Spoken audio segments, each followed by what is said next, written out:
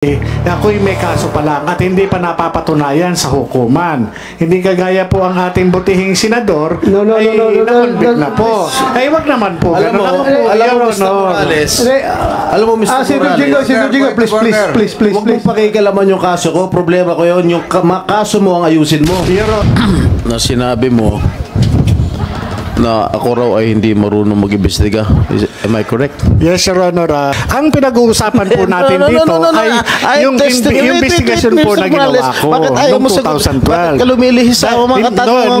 Huwag kang lumihis! No, Your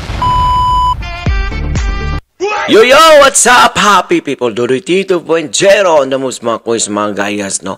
Grabe na po tong bangayan o duruan po about po kay Sir Morales at saka kay Senator Jinggoy, mga kuis, mga gayas, no? So, panoorin po natin to video ito, mga kuis, mga gayas, no? Ito po ay usapin po sa mga salik po ng PDEA about po kay President Bongbong Marcos na di umano nagpositibo po ito sa cocaine, mga kuis, mga gayas, no? So, without a further ado, let's begin. Isang interview mo na sinabi mo na ako raw ay hindi marunong mag-imbestiga. Am I correct? Yes, Your Honor. Yun po ay opinion ko bilang investigador dahil inaasahan ko po inimbita po ako rito as resource person. Alright. At mistula ako na ituring na akusado. I will have to respect your opinion, but my track record in investigating here in all public hearings will attest to it. Okay? Now, the second question. Sinabi mo sa isang interview na sayang ang binabayad ng taong bayan sa akin. Yun po yung opinion ko, Your Honor. Dahil doon sa nakikita kong takbo ng... Bakit sayang ang bayad? Your Honor. Dahil ako, ginagawa ko, tinutupad ko ang aking sinumpaan tungkulin bilang inyong senador at kine-question mo ba ang 15 milyong Pilipino na bumoto sa akin? Dahil sinabi mo, sayang ang binabayad nila sa akin. Your Honor, yun po yung opinion ko, gawa ng ako po ay isang investigador. Ang investigador po, nag-extract po na information, nag-elicit po na information upang makuha mismo yung yung ninanais doon sa subject matter. Kagaya po ng ginagawa natin ngayon. Ako po ay nagsasalita lang bilang sa aking opinion at bilang doon sa aking karanasan bilang isang investigador. Kapag ako po ay kaharap ng isang iniimbestigahan, talagang sinisikap ko po na makuha ko yung sustansya na kinakailangan patungkol po dun sa hinahangad kong resulta. Ako po, hindi po kailanman na namemersonal o kumakaladkad o naguhusga sa pagkatao ng kahit na sino, lalo na yung mga naimbestigahan ko talagang mga kriminal. Yan ang opinion mo. Ito naman opinion ko. Okay. Meron akong kopya ng desisyon ng Civil Service Commission affirming the decision of PDEA Director General Arturo Cacdac finding you guilty of dishonesty, grave misconduct, and conduct prejudicial to the best interest of the service. The Civil Service Commission ruled that, and I quote, "It is undeniable, based on Morales' admission, that he concealed or distorted the truth about factual circumstance of the arrest of Chua and Miao.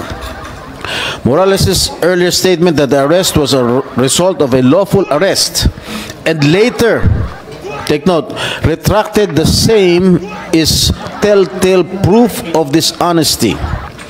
His action, among others, of planting evidence is likewise an act of dishonesty because it is contrary to the fact that no illegal drugs were seized nor under the possession of the accused." Ang desisyon nito ng Civil Service Commission ay kinatigan ng Korte Suprema noong January 20, 2016. Doon po sa kaso na yun, ikaw mismo ang umamin na you have planted evidence. Paano ka namin ngayon paniniwalaan sa mga sinasabi mo? Hindi nakapagtataka, gawa-gawa mo din ang mga alleged leak documents. Ano po masasabi niyo, Mr. Morales? Your Honor, hindi ko po makita yung relevance ng sinasabi niyong desisyon ng Civil Service Commission. Ang pinag-uusapan po natin dito, Your Honor, Wait. I am testing your credibility, Mr. Morales. All right? You have string of cases filed against you, and one of these that I am mentioning right now is the decision of the Civil Service Commission, which was affirmed by the Supreme Court. All right? Your Honor, yung pong desisyon ng civil service na sinasabi nyo ay walang kaugnayan sa pinag-uusapan natin dito. Ang pinag-uusapan po natin dito ay yung investigation po na ginawa ko noong 2012. Bakit ka lumilihis sa mga katanungan ko? Huwag kang lumihis. No, Your Honor, hindi po ako lumihis. No, Your Honor, hindi po ako lumilihis. Sapagkat ang pinag-uusapan po natin... Is it true that you planted evidence? Yes, Mr. Yeah, I just would like to remind you that you address your questions and everything to this chairman para hindi kayo magkapersonalan. Yes, please Sir, address through the chairman para hindi masyado iinit yung Don't usapan. evade my question, Mr. Morales. Continue. Is it true that you planted evidence? But according to the Civil Service Commission decision, and it was affirmed by the Supreme Court that you planted evidence. No, Your Honor. At yung... You mean to say that you disagree? Of course, you will disagree to with the decision of the Civil Service and the affirmation of the Supreme Court. How can you disagree with the No, Your decision of the Honor, Supreme hindi Court? po yan yung istorya, Your Honor. At ito, Your Honor, yung sinasabi nyo to discredit my credibility, Your Honor. Ang pinag-uusapan dito, ang issue, Your Honor, is yung pagiging investigador ko. Hindi po ako akusado, Your Honor. Mr. Chairman. I am not discrediting your... I am testing your credibility. Huwag kayo magsabay magsalita. Dapat pakinggan mo kung magsalita si Senator Jinggoy. Saka ka I sumagot. am testing your credibility. Pinapangunahan mo. Sinasabi mo, I am discrediting your credibility. Kung meron man. Your Honor, sa umpisa pa lang nung magmula nung dumating kayo dito sa hearing, Mr. Chairman, ito na yung naging experience ko, Your Honor, Mr. Chairman, dito sa Senate investigation. Ang ipinunta ko po rito is resource person po ako para dito sa PIDEA Leaks. Dahil ang pinag-uusapan po dito ay yung paglabas ng dokumento dun sa PIDEA. At ako po, Your Honor, investigador lang po ako. Hindi ako akusado, Mr. Chairman, para itest yung aking credibility. Nakapako lamang po ang aking kaalaman patungkol po dun sa ipinalabas ng vlogger na si Maharlika patungkol po dito dun sa mga confidential documents, classified documents. Doon lang po ako. Ngayon, kung ang butihing senador, Your Honor, ay ang gagawin sa akin ay atakihin ang aking personalidad, wala pong kinalaman ito doon sa mga classified documents na ginawa noong 2012. Ang tanging participation ko lamang po at nalalaman ay yun lamang po nangyari ng 2012 matapos na pumunta yung confidential informant sa Intelligence and Investigation Service. Ngayon, kung ito dinadanas ko ngayon na talagang sinisira yung aking pagkatao, hindi kaya ito ay may kinalaman doon sa ngayon presidente ng Pilipinas na naroon mismo doon sa dokumento na nagkataon na ako ay nag-imbestiga noong 2012. Mr. Chair, Yes, go ahead, ang Senator Jinggoy. sinasabi nitong resource person natin na dinidiscredit ko yung kanyang kredibilidad. I am just reading. Yung buong recordings mo, okay lang sa'yo kung papuntahin ko sa'yo yung PNP Cybercrime Group para to retrieve the recording. If it's okay with you. Your Honor, Your Honor, ay parang hindi naman po maganda yung sinasabi ni Senator Jinggoy Estrada patungkol sa akin. Para namang ako talagang hinuhusugahan, ako'y may kaso pa lang at hindi pa napapatunayan sa hukuman. Hindi kagaya po ang ating butihing senador na-convict na po. Ay, wag naman po. Alam mo, Mr. Morales. Senator Jinggoy, please. please, Huwag mong pakikalaman yung kaso ko. Problema ko yun. Yung kaso mo ang ayusin mo. Your Honor, Ah? ang kaso ko po, Your Honor, hinaharap ko naman po. Please, At ako hindi dali, ko dali, po tinatakbuhan. order. Please, silence. What was your answer, Mr. Lasso? Your Honor, there are no such Oh, documents in PIDEA. Oh, sino nagsisinungal? Sino nagsisinungaling? Di ba ikaw? Your Honor, hindi po ako sinungaling. Eh ano ka? Nagsasabi lang po ako ng totoo. You are a congenital liar. Base po doon sa aking personal na kaalaman noong 2012 bilang isang investigador. Senator Jinggoy, if I may. Your Honor. I have already made my peace about that particular document. Sabi ko, naniniwala ako sa PDEA na wala yan sa kanilang files dahil wala talaga yan doon.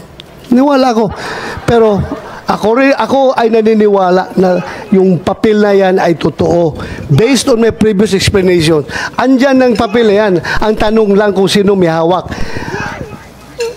Ako naniniwala ko. Based on everything that I have examined, nandyan yung papel na yan. Hindi lang alam kung sino may hawak ng papel na yan ngayon.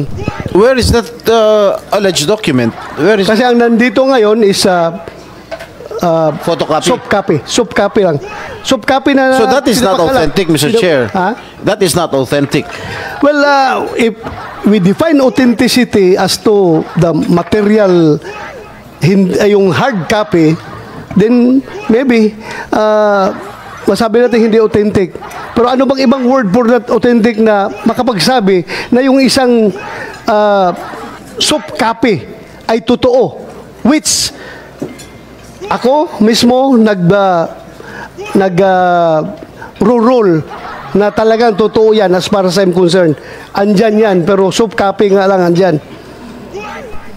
Existing document yan na hindi makita ngayon. Hindi yan gawa-gawa lang. Ito, Morales, makinig ka. Yes, Mr. Chairman. Ulitin ko for the last time. Yes, Your Honor. Hindi mo talaga maalala yung confidential informant mo? Your Honor, pareho po tayong pulis.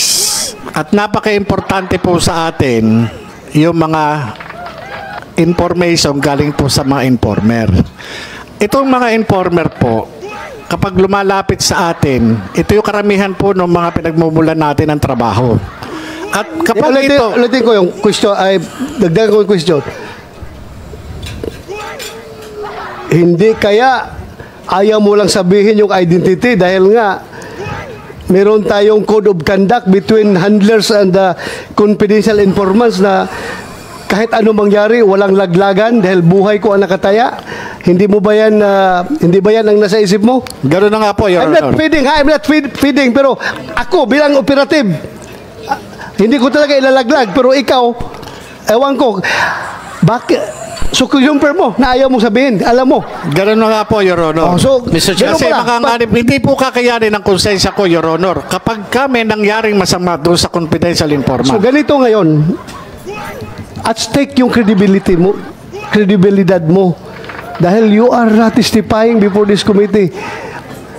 Bakit hindi mo pa sabihin yung pangalan ng informant na yan? Otherwise, dudurugin ka talaga sa tao na masisira yung credibility mo dahil nga hindi mo masabi ang Your Honor. informant mo. Parang out of thin air, lumabas yan dahil wala kang informant na matuturo. Your Honor.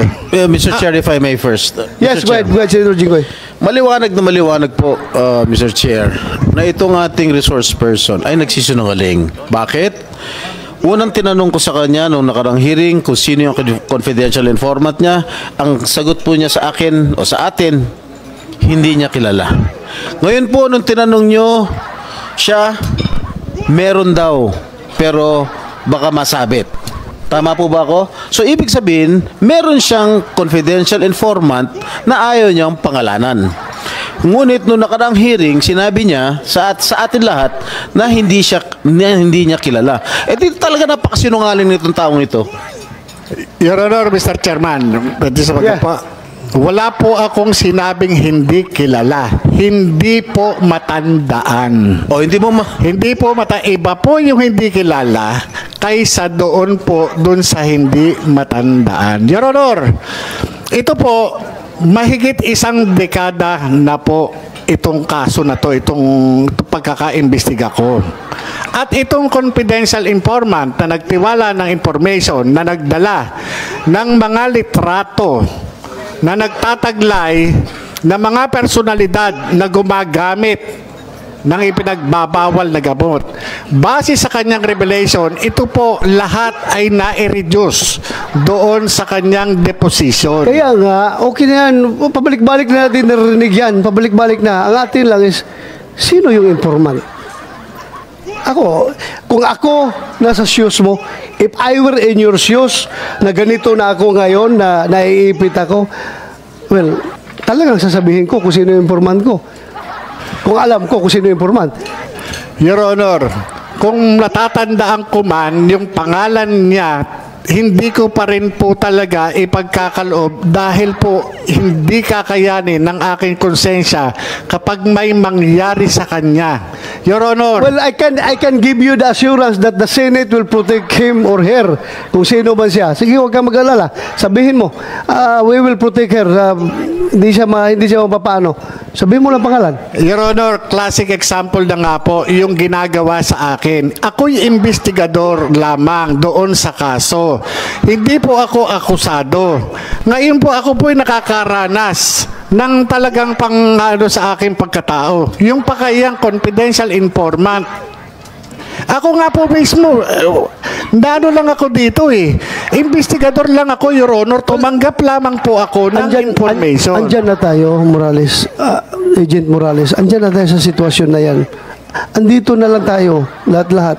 Nangyari na yung mga dapat mangyari at hindi dapat mangyari. Pero your question is, your credibility is at stake here kung hindi mo maibigay yung pangalan ng informant. I am giving you a piece of advice. Sabihin mo na lang yung pangalan ng informant mo para hindi na masabi na gawa-gawa mo lang yan. Your Honor, hindi ko po hawak ang inyong pag-iisip. Ako po'y nandito dahil doon po sa paglabas ng dokumento na inilabas ng vlogger. Ako po ay sumulat sa PIDEA para magkaroon ng investigasyon upang patotohanan na wala akong kinalaman sa paglabas. At sabihin sa kanila na itong dokumento na ito ay ako yung nag-imbestiga. Tungkol po dito, ako po yung nag-imbestiga. Ngayon po, patungkol po dyan sa confidential informant na yan, ay patawarin niyo po ako. Kasi po, ito po yung hindi po kakayanin ng konsensya ko kapag may mangyari doon sa confidential informant na mahigit isang dekada na po na hindi ko siya nakita. Okay, ito may nakarating sa akin information galing from other former PDEA agents. Ayaw lang niyang humarap dito sa hearing.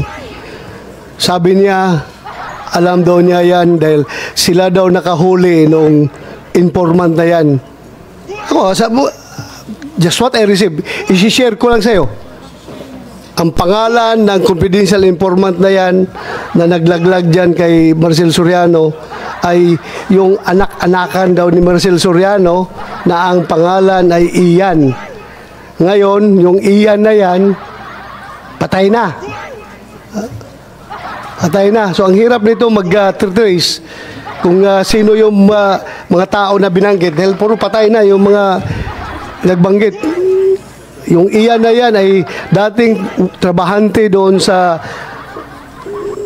Again, alam ko, lumabas rin ito sa vlog ni Maharlika, pero direkta pumunta sa akin yung agent, yung former PDEA agent, nagsabi sa akin. Pero I'm not taking his statement hook, line, and sinker. Kaya sinare ko lang sa'yo na iyan daw yung hinahuli na naglaglag dyan sa activities sa kundo ni Marcel Soriano. That's fair information. Hindi ako naniniwala. Kaya sinare ko lang sa committee na ito para for you to evaluate. So yun nga mga kuys mga guys, no, ano po yung komento ukol sa video ito mga kuys mga guys, na habang tumatagal po ay mas lalo pong umiinit mga kuys mga guys, no. At sino po talaga ang nagsasabi po dito ng katotohanan mga kuys mga guys, no. At kung talaga bang nagpositibo ang ating Pangulong Marcos. Mga quiz mga guys, no? Comment down below mga quiz mga guys. At dahil bawat ka sa dulo ng ating video, may karapatan ka pong mag-like, share, and subscribe. So for now, I'm gone. God bless all. Peace.